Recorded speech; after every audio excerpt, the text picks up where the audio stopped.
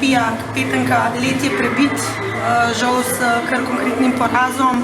Kako bi celo tekmo nekako komentirala?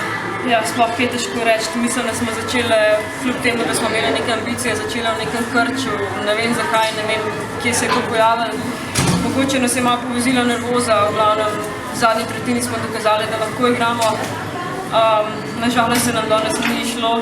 Ena pozitivna stran je, da smo imeli, mislim, da 50% powerplay. To pa mislim, da je tudi vse, kar lahko pozitivnega najdemo. Kaj pa navijači, kar nekaj je bilo, kako je igrati?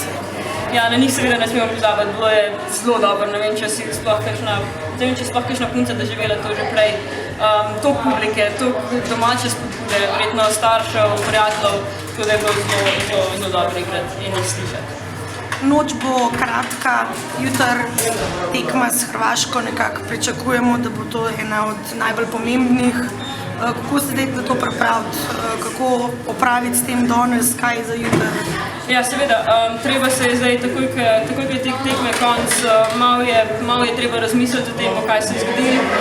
Na to imamo večerjo, potem pa je treba na to tekmo pozabiti, se pripraviti na tekmo s Hrvaško, čim bolj se spočiti in potem poslušati trenerje, kakšen je načrt za tekmo s Hrvaško. Vemo, da je najbolj pomembna tekma prvenstva, tako da to je to. Hvala.